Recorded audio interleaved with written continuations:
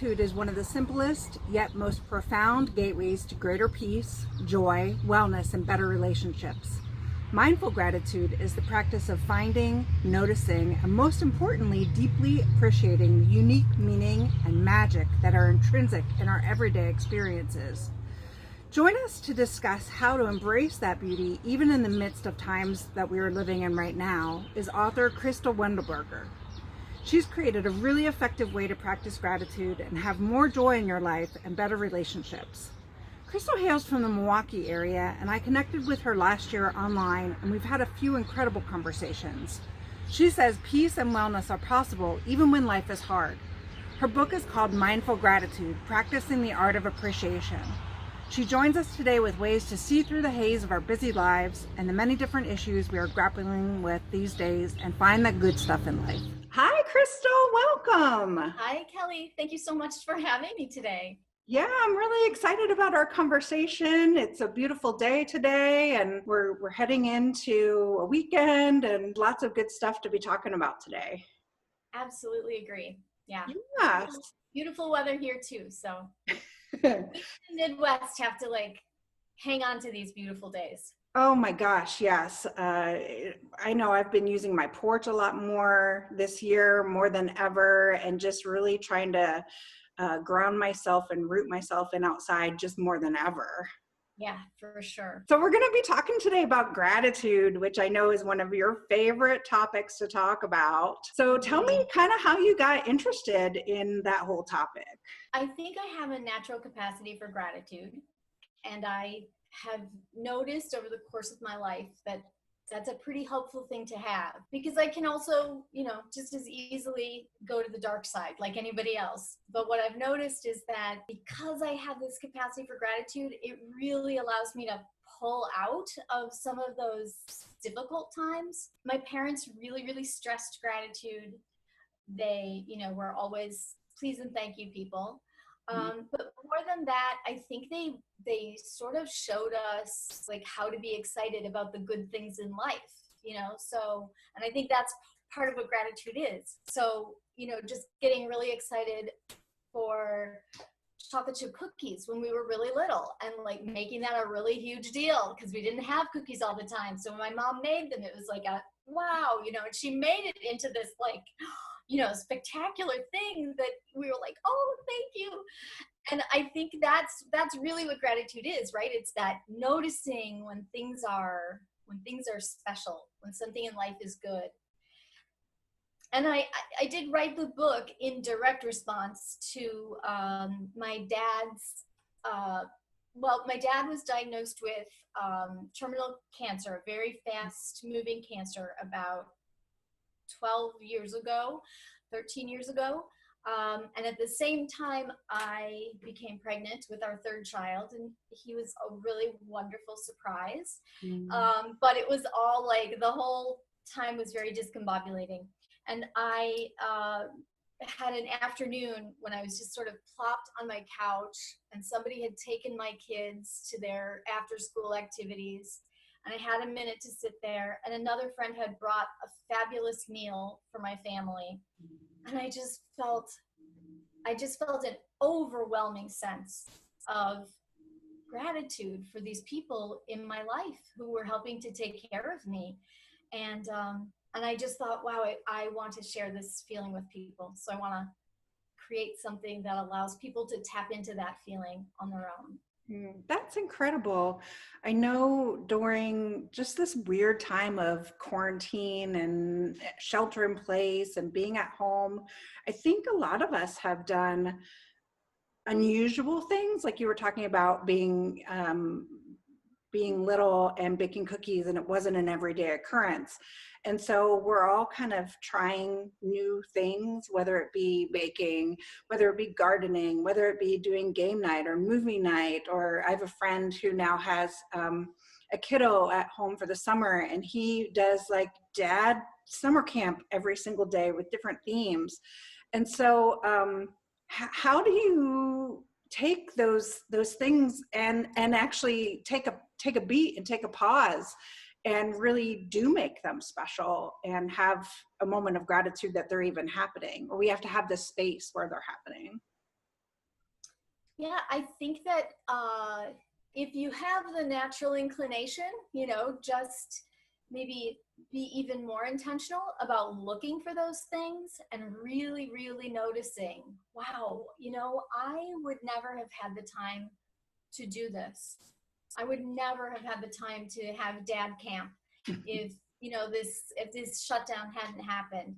I think it's that being really intentional. I sometimes like to say it's like using your life as a treasure map, and just really finding the treasure in each day. And we have to do that intentionally, right? Because human beings have negativity bias, and we are, designed to look for danger, to protect ourselves. And so we have to be very intentional about looking for the good stuff. And so I think that's just the key is to look for it every day. Make that commitment to look for it. Mm-hmm. How do people train themselves to do that? I mean, if you're just kind of going along and you're not on autopilot, but always thinking about the next thing and the next thing I have to do, and I'm busy, even in our slower lives, we're still busy. How do you train yourself to do that? Yeah, I totally struggle with that. I just had to write myself a note the other day to do just one thing at a time, Mm-hmm. and not to think too far forward about the next thing, just do the thing I'm doing. So I do think, again, it's being intentional and then putting specific practices into place that you can draw on. So it's like building a muscle, just like if you wanted to, become a better runner, you would run every day. Well, if you want to become better at gratitude, you have to practice every day. So it might be little sticky notes around your house to remind you. I'm a big fan of that. I don't know if other people like to do, some people like that sort of thing. I think establishing a gratitude journal is a really great thing to do. We do gratitude. We either say our gratitudes or we do gratitude journal every night with our family. And we just call it 3 things. And before bedtime, you have to name 3 things that really made you happy that day. And it forces your brain. I've had days where I'm just so tired and I don't want to do it, and my son will say, like, no mom, we have to do it, this is when you have to do it. And he's always right, like, take my breath. Yeah. So I think it's creating a practice for yourself, whatever that looks like. And it can be families. There are families who maybe used to do grace before dinner and haven't done that for a long time. I think that's a perfect practice, and it doesn't, even if you aren't particularly religious, I think just to pause and reflect on, wow, I had this meal.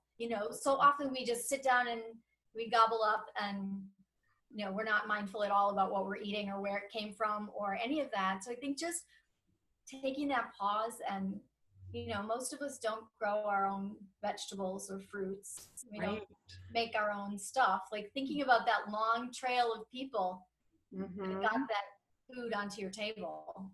Right. And so I think it's just figuring out what works for you in terms of a practice, but sticking to it and practicing.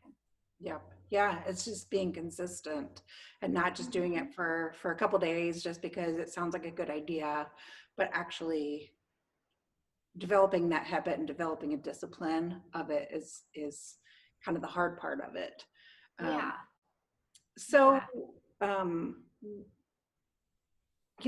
it's a weird time. I mean, we all started in March with shelter in place and things shutting down.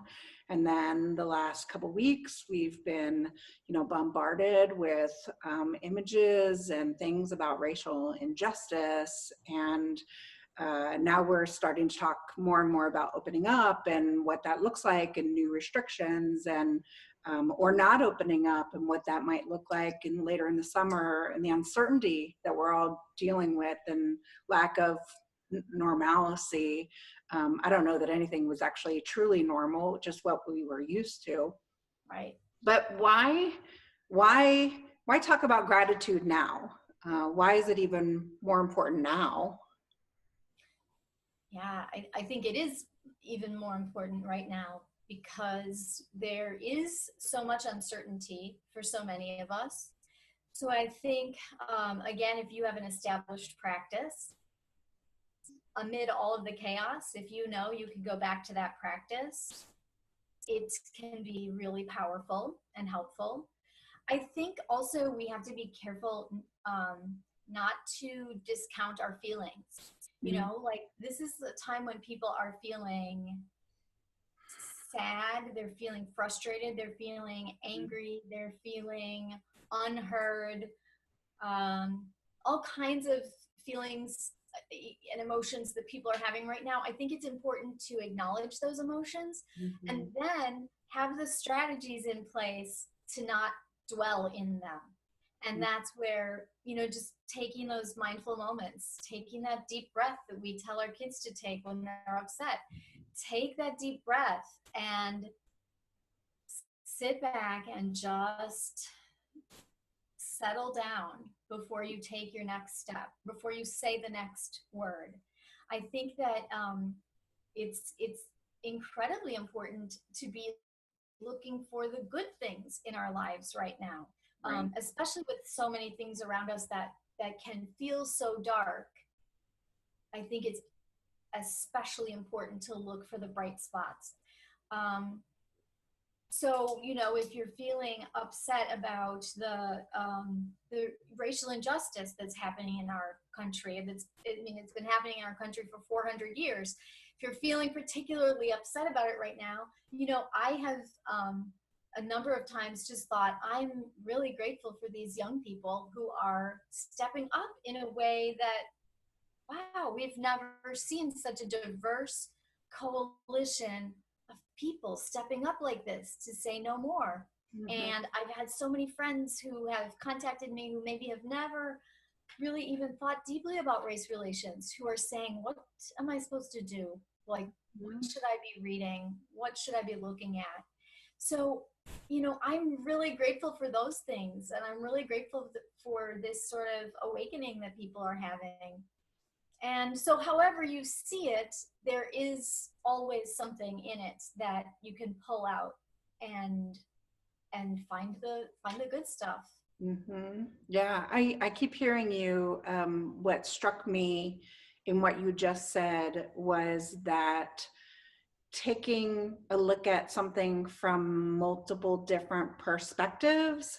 So if you have this thought that comes into your mind, then re-examining it and trying to, you know, turn it over and see if there's something good on one side of it, or follow it down the rabbit hole or down the path a little bit further and see if there's something that good that you can find with it. So kind of training your mind to find something positive out of whatever situation that you're in.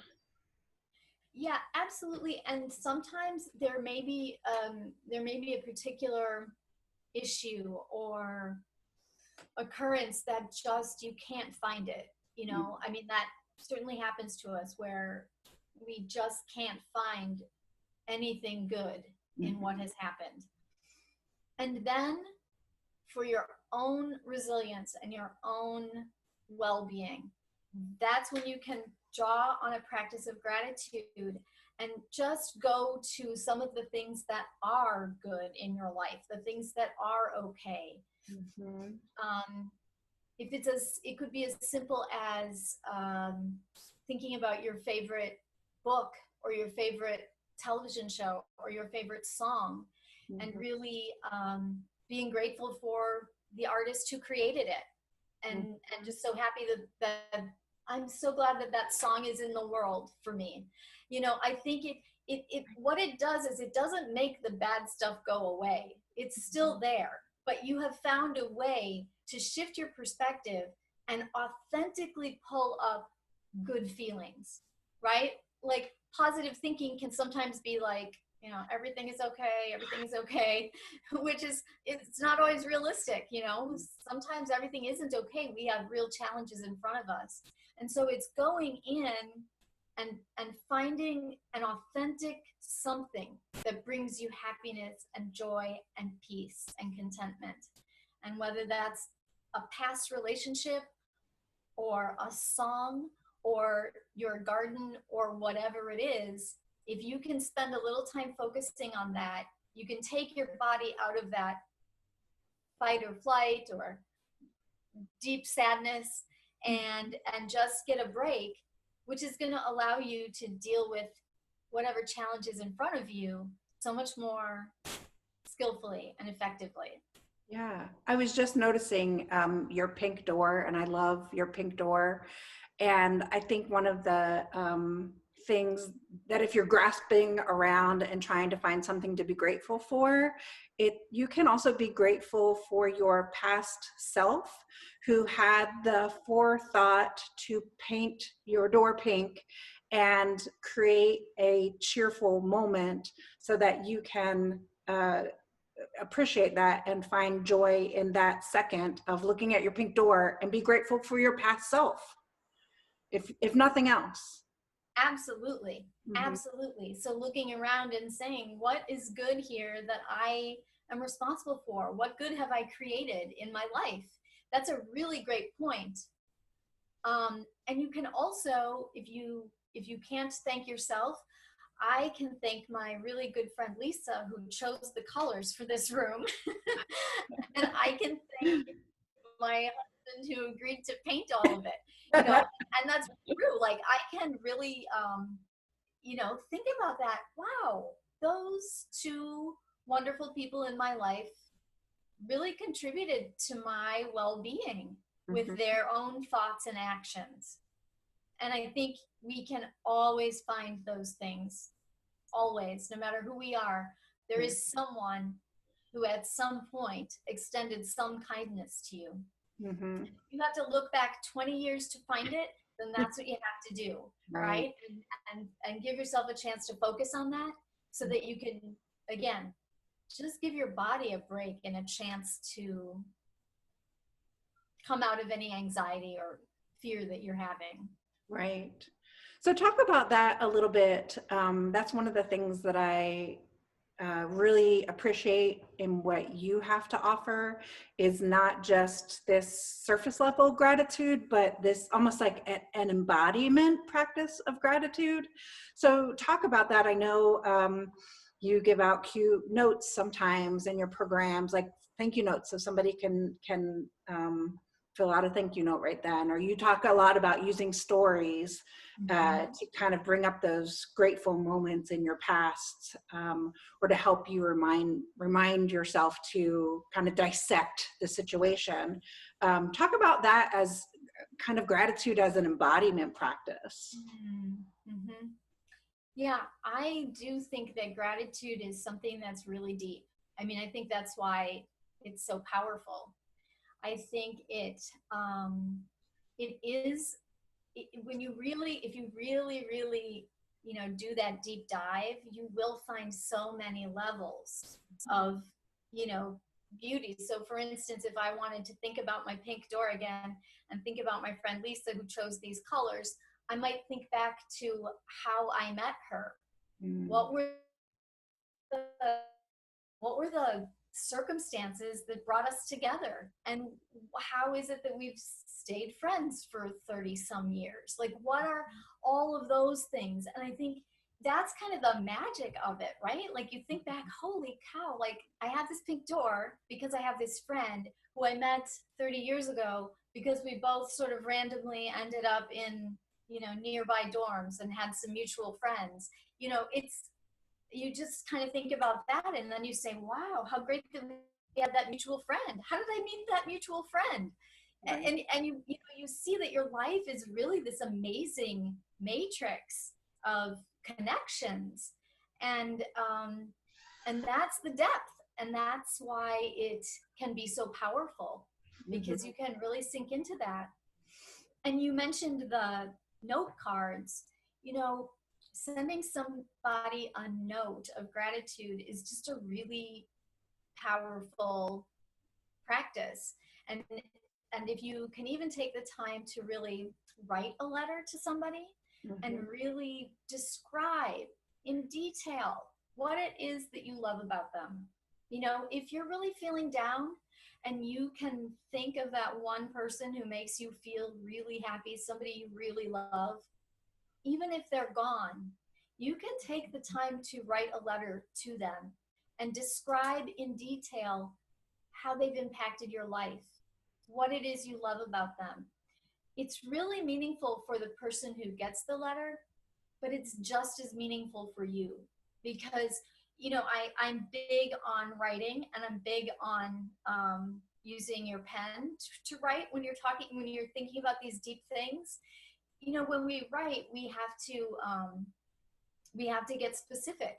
So things that maybe just are vague, you know, notions floating around in our head, when we decide to write them down, we have to get specific about what it is we're thinking. We have to organize our thoughts and put them down. And that doesn't mean you have to be like some kind of great writer. It means that you just have to stop and think. You can't just sort of let the thought flip by. You're going to really think it through and put it down on paper. And that's really powerful to articulate those things.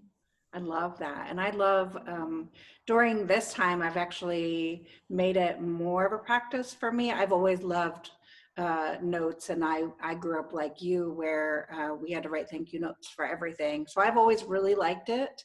But during this time, I've made it a practice of doing 2 to 3 a day. And it's a twofer, because I get a spark of joy writing and sending that note. And I know the person that I'm sending it to gets a spark of joy receiving the note. So yeah, Absolutely. It's a twofer.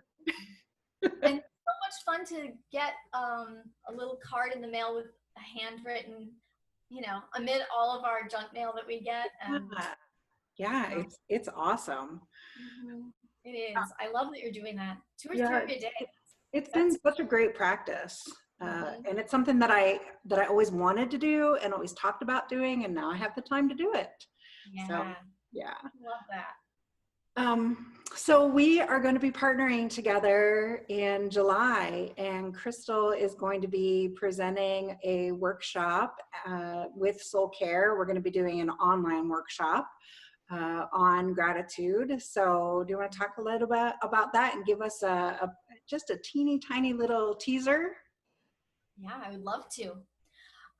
So the workshop that I have developed is really to give people an experience, and it's an experiential workshop. It's really a chance to not just learn about something, but to actually practice. So we will do a little bit of mindful practice. We'll learn about how to calm and settle our bodies a little bit.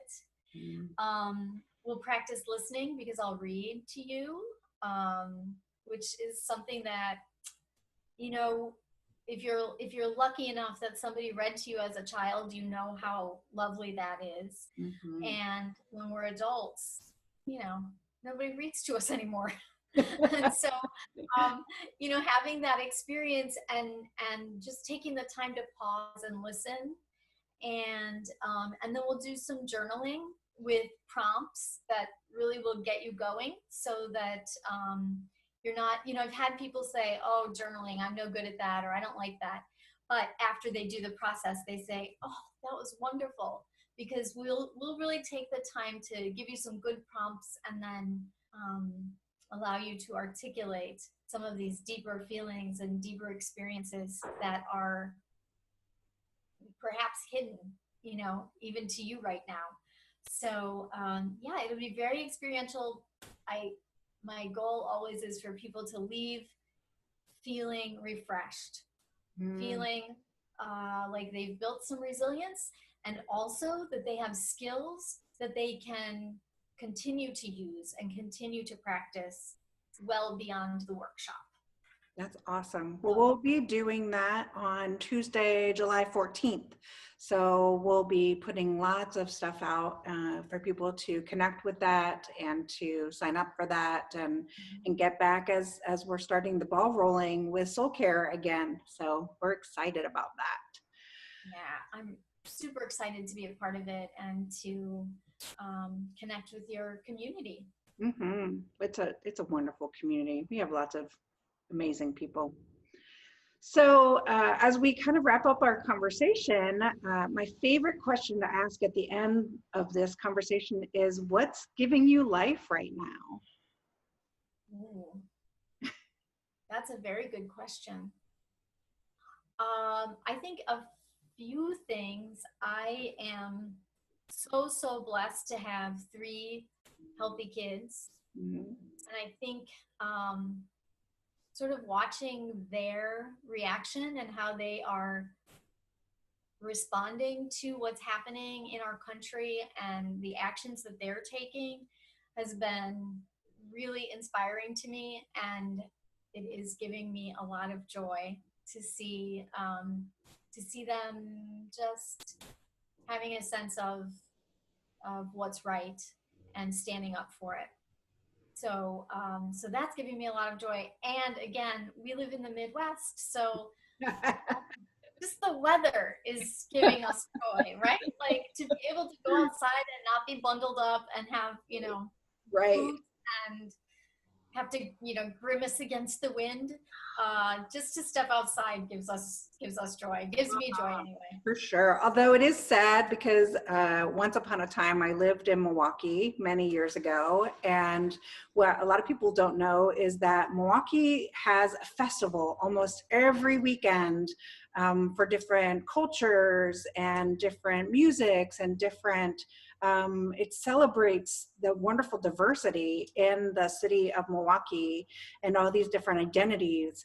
And I bet every single one of those festivals are canceled, which is probably so sad.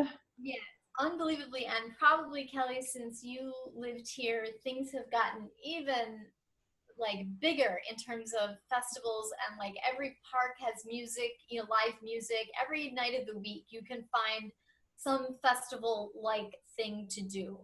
Mhm, And yep, all that stuff is canceled this summer. mhm. um, so it's going to be interesting, and a lot of us are sad and disappointed. But for me, I'm finding that, you know what, this is going to be kind of an old-fashioned summer where we just have to make our own fun every night. Uh-huh. And I'm not, I'm kind of relishing this opportunity to just not have to rush out.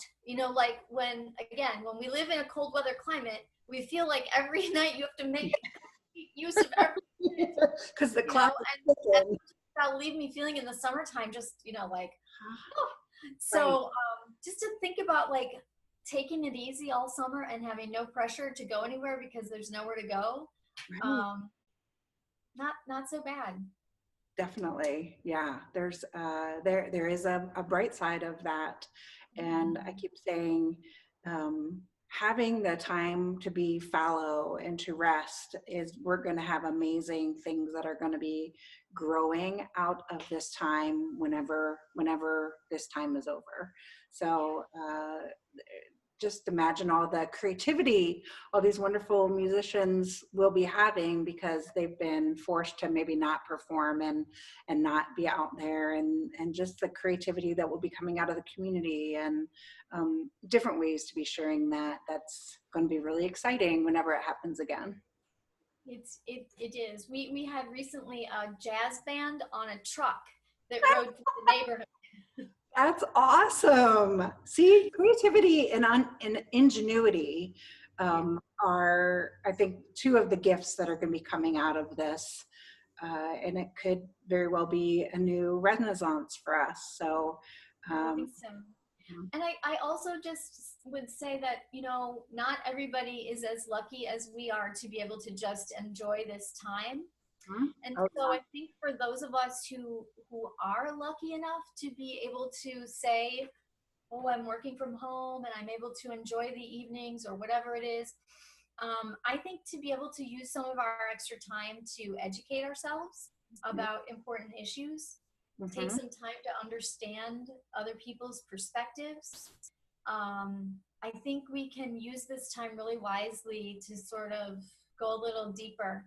And when we come out of this, hopefully we will have empathy and understanding for others and can work together to do things better.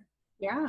And I know, even to double down on that, I mean, I know we've been taking some of our resources that we would have been using to go out, you know, for concert tickets or for maybe not eating out as much because we're still doing pickup and that kind of thing, but taking some of our resources that we would have spent on some of those other things. And I have the ability to be able to make donations to causes that I believe in and people that I believe are doing great work. So that's another way of kind of looking at, I am fortunate to be able to have some of that disposable time and disposable income, and not everybody else is. Yeah, and finding a way to give that back. Wonderful. Well, this has just been such a great conversation. It's been really lovely to actually see your face, Kelly.